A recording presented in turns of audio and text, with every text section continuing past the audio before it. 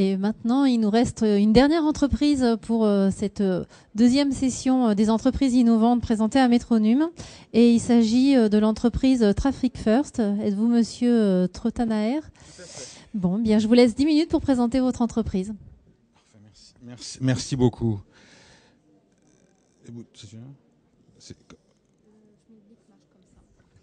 Merci, bonjour, Mathieu Trottenard, donc Traffic First. Nous sommes éditeurs de logiciels et éditeurs de services sur la mobilité. Et on conçoit en fait une plateforme d'agrégation, de fusion, de qualification et de fusion d'informations de mobilité. Donc je vais faire ça très rapidement.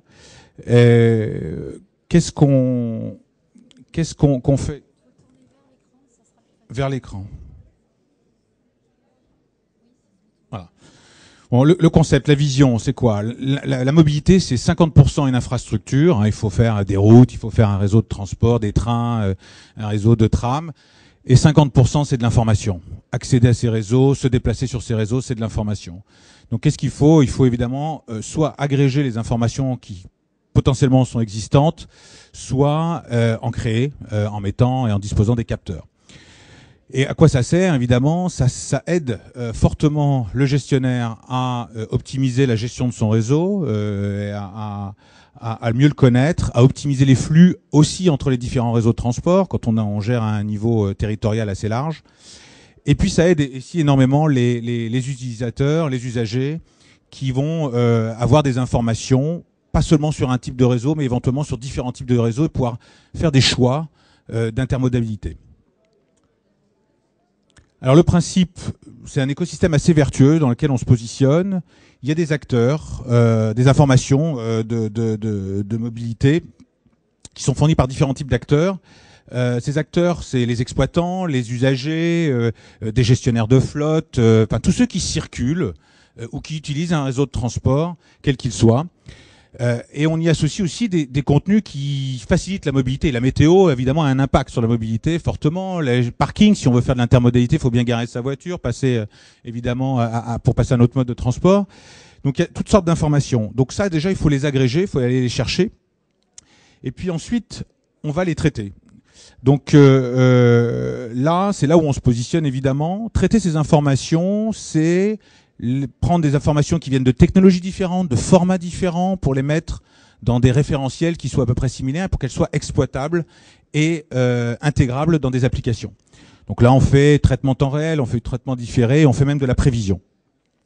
Et ensuite, ces informations brutes, on va dire traitées quand même, mais qui sont, je dirais, pas mises en valeur, il faut les mettre en valeur, il faut les intégrer dans des outils ou des services qui seront utilisés après, évidemment, par différents interlocuteurs qui ont déjà fourni de l'information. Donc ça, c'est des calculateurs d'itinéraires qui tiennent compte en temps réel de l'information des bouchons, par exemple, sur la route, mais aussi des incidents sur un réseau de transport.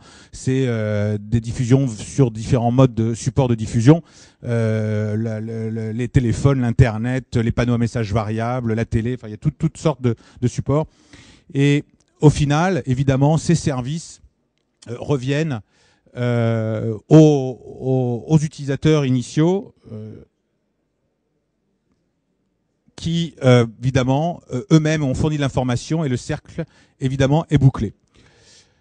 Alors, qu'est-ce que l'offre alors, je suis désolé. Voilà.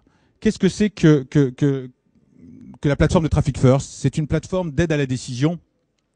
Et nous, on fournit justement, sur des données non dynamiques, on peut fournir des solutions d'analyse des déplacements sur les réseaux de transport et d'optimisation de ces réseaux de transport. On travaille aussi sur les politiques d'open data, évidemment, pour mettre à disposition ces informations. On fournit ensuite des plateformes de traitement d'informations pour la gestion et pour les gestionnaires. Et là, sont différents logiciels avec moteur de prévision, intégration de flux, de différents flux, fusion d'informations de manière dynamique. Et en finale, on fournit des briques de services qui sont utilisées pour les services, donc les calculateurs d'itinéraires, les cartes, les gestions d'alerte, les gestions de communauté et toutes sortes de services ou de briques de services qui peuvent être intégrés ou utilisés pour des services à l'usager final. Voilà. Un exemple, c'est une plateforme qui est déployée pour le ministère des Transports, qui va agréger donc des capteurs routiers, donc des capteurs qui sont mis sur les infrastructures, des véhicules qui circulent avec des GPS communicants qui transmettent en permanence leur position, des informations issues des réseaux des mobiles, et là on travaille avec des opérateurs télécoms, des informations événementielles remontées par les exploitants, et aussi des informations événementielles remontées par les utilisateurs à travers des interfaces sur des smartphones équipés de GPS qui peuvent remonter des informations, signaler un incident quelconque sur le réseau. Toutes ces informations sont traitées, agrégées et fusionnées pour être utilisées dans des outils de gestion du réseau de transport. Là, c'est le réseau routier. Fournir des informations aussi aux usagers, style temps de parcours, etc. Voilà. Donc ça permet d'avoir un coût 60% moins cher que des technologies ou des systèmes actuels, d'avoir un système qui est beaucoup plus riche, beaucoup plus réactif et qui fournit une information beaucoup plus fiable pour gérer les réseaux de transport. Donc ça, c'est un exemple en cours. Autre exemple, c'est une application qu'on a développée sur smartphone. Donc ça utilise, c'est plus une vitrine pour montrer ce qu'on peut faire avec évidemment les informations. Je reprends encore la route parce que c'est quelque chose qui 80% des déplacements, c'est la route, donc c'est un peu plus simple. Donc là, on agrège des informations issues. Alors, je prends l'image là de l'Île-de-France, mais on le fait à Bordeaux aussi, où on travaille avec plusieurs exploitants. Il y a la ville. Alors, si je prends Bordeaux, c'est la ville Bordeaux même, la Cube. Et puis il y a l'État toute la rocade est gérée par l'État. Et on va chercher ces informations pour en faire une carte uniforme sur laquelle on va pouvoir circuler et faire des calculs aussi, des calculs d'itinéraire, toutes sortes de choses. On a les usagers qui remontent aussi des informations. Donc, on a des interfaces où les usagers peuvent remonter des incidents qu'ils peuvent rencontrer sur le réseau routier. On a des informations aussi virtuelles, ce qu'on appelle des PMV, des panneaux à messages variables virtuels. Donc, ces informations zonales sur lesquelles on peut fournir, voilà, il y a un incident à telle zone et en amont vous êtes averti et voilà, il y a un itinéraire de délestage ou quoi que ce soit. Voilà, des calculs itinéraires. Et là, on a intégré les parkings, par exemple, où on va avoir une information dynamique. On va savoir si le parking est fermé, ouvert, complet. Voilà. On peut éventuellement, selon les sources, fournir un nombre de places disponibles. Voilà. Mais c'est des informations dynamiques et qui permettent de prendre la décision ou pas d'accéder à un parking, de garer sa voiture. Et évidemment, on peut imaginer qu'on peut aller chercher la station de bus, le métro, la station de vélo pour récupérer un vélo à proximité. Voilà. Donc ça c'est un exemple d'interface grand public sur mobile. On a développé et on développe pour Aéroport de Paris, donc un opérateur de réseau de transport, un service sur leur site web qui est un calculateur d'itinéraire prévisionnel avec temps de parcours prévisionnel, où là, on décide du jour et de l'heure à laquelle on veut arriver à l'aéroport. Alors, Aéroport de Paris, c'est Roissy et Orly. Et on va calculer pour le jour donné, d'abord l'itinéraire en fonction des problématiques de trafic ce jour-là, mais on va aussi faire la prévision sur l'ensemble de votre itinéraire, c'est-à-dire que le trafic, quand vous mettez une heure, là ici c'est à peu près 1 heure de trajet, au bout de 5 minutes quand vous êtes parti, le trafic il a changé. 5 minutes plus tard ou 10 minutes plus tard, il a encore changé, etc., jusqu'à votre arrivée. Et donc on va tenir compte de cette évolution du trafic pour vous donner un itinéraire qui est beaucoup plus fiable que l'itinéraire éventuellement instantané, qui regarde le trafic en temps réel, mais aussi souvent qui est fourni par l'ensemble des prestataires d'itinéraires, souvent un itinéraire théorique ou un temps de parcours très théorique. Voilà.